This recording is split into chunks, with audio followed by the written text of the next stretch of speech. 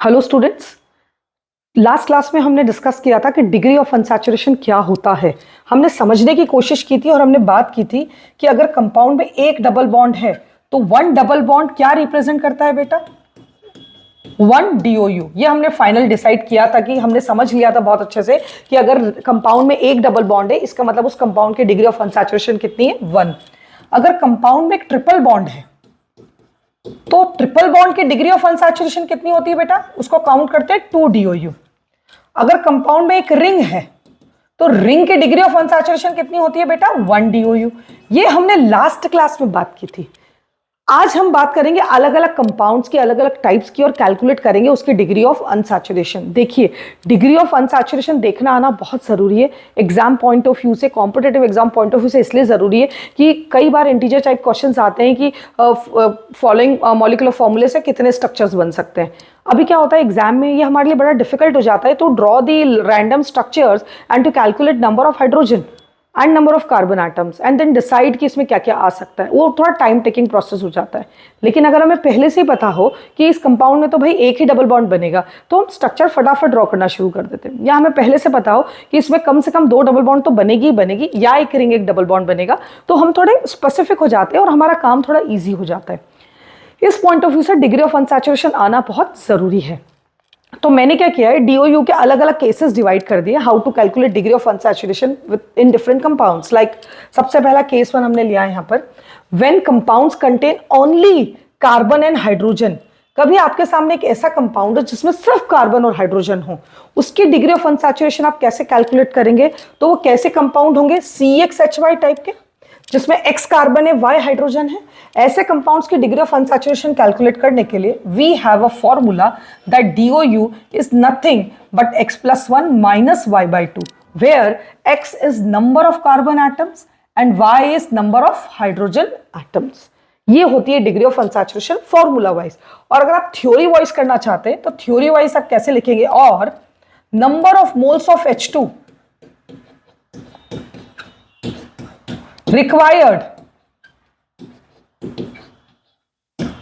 to convert into alkanes formula। जैसे for example suppose कीजिए आपके पास 3 कार्बन है, C3H6 लिखा है, तो 3 कार्बन है अगर, तो हाइड्रोजन एटम कितने रिक्वायर्ड है अल्केन के फॉर्मूले पर बनाने के लिए? C3H8। 2n+2 होता है ना बेटा, इसलिए C3H8। तो कितने H2 कम है इसमें? 2H कम है। तो कितने मोल्स ऑफ H2 कम है इसमें? 1 मोल ऑफ H2। तो उस कंपाउंड की डिग्री ऑफ अनसैचुरेशन कितनी हो जाएगी बेटा? 1। ठीक है, उसी तरीके से ये या तो आप फॉर्मूला लगा ले या तो आप लॉजिक से सोच ले कि number of moles of H2 required to convert into alkane formula, उसको भी हम क्या बोल सकते हैं? Degree of unsaturation. अब देखें, मैंने कुछ क्वेश्चन, सेट ऑफ क्वेश्चंस लिखे, लेट्स प्रैक्टिस डीओयू क्या होती है। C4H8 है अगर, तो 4 कार्बन है, अल्केन्स के फॉर्मूले के लिए कितने हाइड्रोजन चाहिए? 2n+2 दैट इज 10 है, कितने? 8।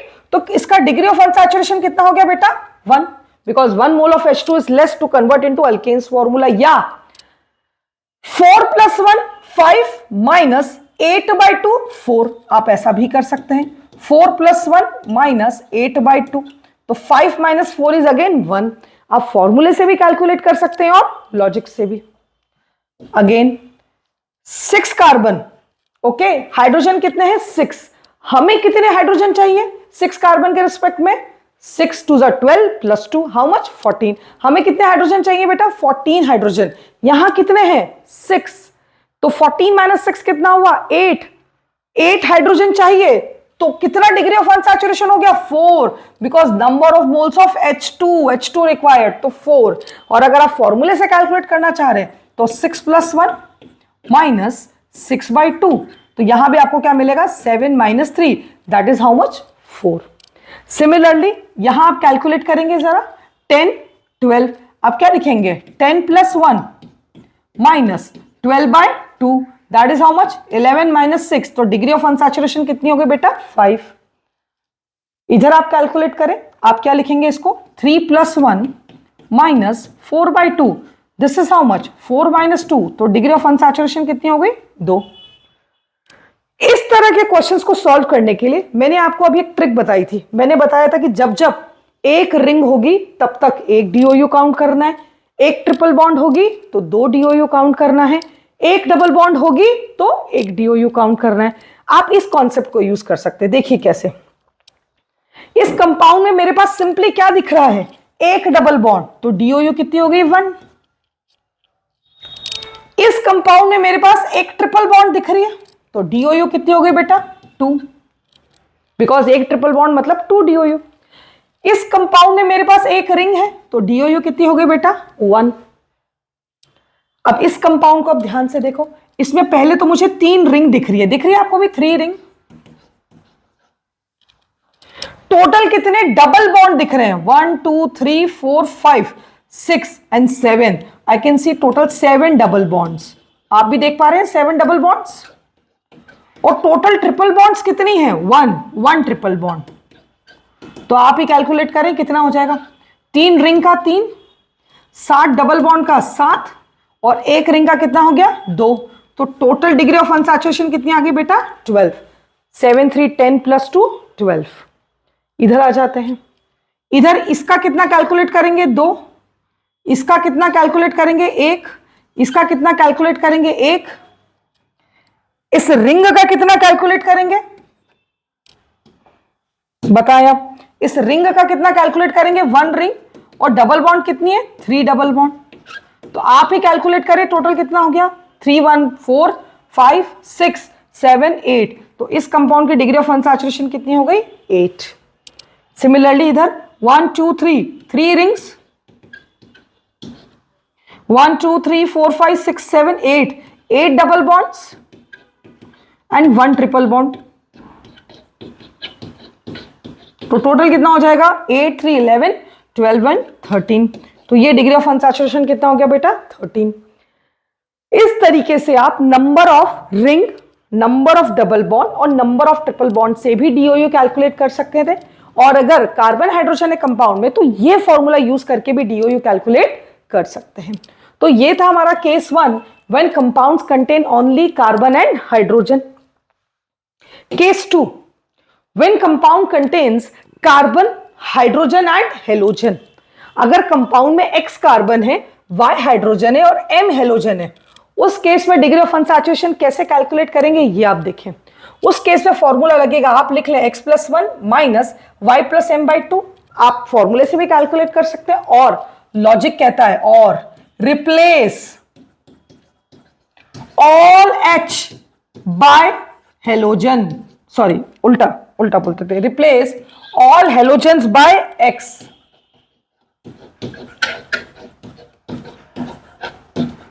Replace all halogens by h।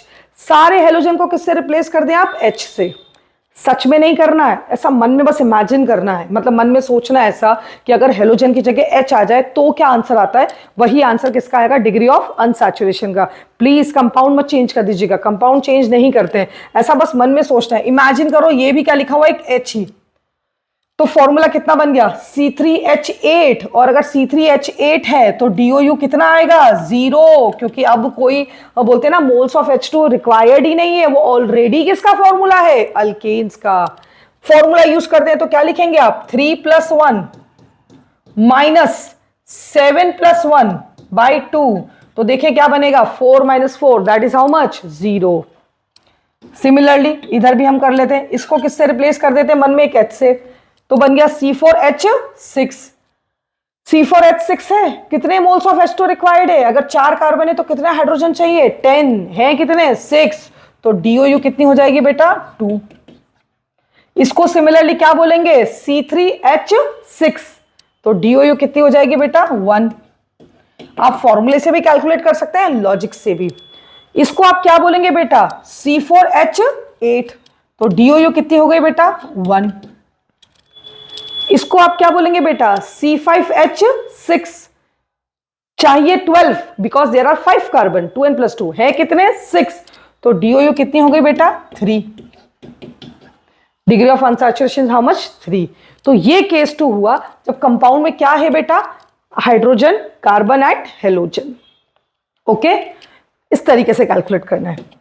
Case 3 पे अगर हम बात करें, when compounds contain carbon, hydrogen and oxygen, तो डिग्री ऑफ अनसैचुरेशन कैलकुलेट करने का फॉर्मूला तो वही है जो हाइड्रोकार्बन्स के लिए है।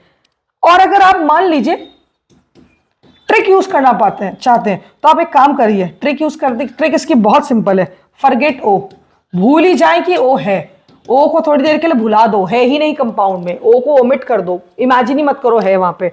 अगर ऐसा करते हैं, देखिए हम दोनों तरीके से कैलकुलेट करते हैं। मान लीजिए फॉर्मूला लगाते हैं तो भी वही फॉर्मूला आएगा C3H6O। ओ तो उन्होंने भी क्या कर दिया, फॉर्मूले में भी भुला दिया, एमिट कर दिया, और आप भी नॉर्मली क्या कर लो, एमिट कर लो। तो C3H6O है तो DOU कितनी आएगी बेटा, 1। C4H6O है तो DOU कितनी आएगी बेटा, 2। C3H6O2 है तो DOU कितनी आएगी, 1। एक ऑक्सीजन हो या 2 ऑक्सीजन कोई फर्क नहीं पड़ता, भुला दो। तो DOU कितनी आएगी बेटा, 1। C5H6O2 है तो DOU कितनी आएगी बेटा, 3। C4H8O4 है तो भी DOU कितनी आएगी बेटा, 1। इट डजंट मैटर्स, ऑक्सीजन को हमको काउंट करना ही नहीं है, ठीक है। इस तरीके से हम केस 3 में डिग्री ऑफ अनसैचुरेशन कैलकुलेट करते हैं विद ऑक्सीजन। अब आएगा हमारे सामने case 4, when compounds contain carbon, hydrogen and nitrogen. Nitrogen भी कॉमनली यूज्ड एटम है, ये आ गया नाइट्रोजन। मान लीजिए Z नाइट्रोजन है आपके पास, तो आपके पास तरीका क्या है, या तो आप फॉर्मूला लगा ले x+1 minus y minus z/2, या replace all nitrogen by CH group. सभी नाइट्रोजन को किससे रिप्लेस कर दे बेटा, हम CH, एक कार्बन एक हाइड्रोजन से। तो अब नाइट्रोजन जैसे CH से रिप्लेस हो जाएगा, अब पूरे कंपाउंड में सिर्फ कार्बन हाइड्रोजन है। अब आपके लिए तो केस 1 बन गया, ये बहुत इजी हो गया DOU कैलकुलेट करना। जैसे कि C3H9N है तो हम उसको मन में क्या इमेजिन करेंगे, C3H9CH मन में इमेजिन करेंगे।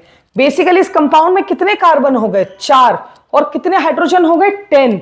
इस कंपाउंड की DOU कितनी आएगी बेटा, 0। मतलब ये सिंगल चेन वाला कंपाउंड है, इसमें ना कोई डबल बॉन्ड है, ना कोई ट्रिपल बॉन्ड, ना कोई रिंग।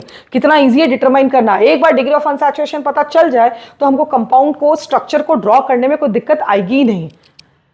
अब चाहे तो फॉर्मूले से कैलकुलेट करें, 3 + 1 माइनस 9 माइनस 1/2, चेक कर ले आंसर कितना आएगा बेटा, 0। ओके, C3H7 C3H7 और N की जगह हमने क्या लिख दिया, CH। How many carbon, 4। How many hydrogen, 8। तो DOU is how much, 1। C4H8 DOU is 1। C4H7N C4H7CH। How many carbon, 5. How many hydrogen, 8. We need 12 hydrogen, there are 8 hydrogen, तो DOU is how much बेटा, 2। It is easy, इस compound की DOU कितनी होगी, 2। Here C4H5 C3H3। How many carbon, 7। How many hydrogen, 8। 7 carbon के respect में I require total 16 hydrogen because 2n + 2 and I have 8 hydrogen. So how many moles of H2 required, 4. So DOU is how much, 4. समझ रहे हैं आप कैसे calculate किया, C7H8, this is C7H8, और alkanes के फॉर्मूले के लिए कितना होना चाहिए, C7H16। कितने हाइड्रोजन कम है, 8 हाइड्रोजन, तो DOU कितनी हो गई, 4। Now the last compound for degree of unsaturation, जिसमें मैंने अज्यूम किया है N3 ऑक्सीजन है, N4 हेलोजन है, N5 नाइट्रोजन है। इसकी DOU कैलकुलेट करना बहुत आसान है, बिल्कुल कंफ्यूज नहीं होना है। पहले तो O को तो ओमिट ही कर दो, हमने यही बोला है, O है ना है, डिग्री ऑफ अनसैचुरेशन में उसका कोई रोल नहीं है। हेलोजन को क्या लिख दो, H, और N को क्या लिख दो, CN5HN5। अब DOU कैलकुलेट करते हैं, आप ही बताएं टोटल कितने कार्बन है, N1 + N5, total N1 + N5 + 1। ये मेरे पास क्या आ गए बेटा, total carbon N1 + N5 + 1, x+1 लिखते हैं ना, N1 + N5 + 1, टोटल क्या आ गए बेटा, कार्बन। और हाइड्रोजन कितने हो गए बेटा मेरे पास, N2 + N4 + N5, N2 + N4 + N5/2। और जब वैल्यू जो आएगी, that will be the degree of unsaturation of this compound containing halogen, nitrogen, oxygen, carbon and hydrogen.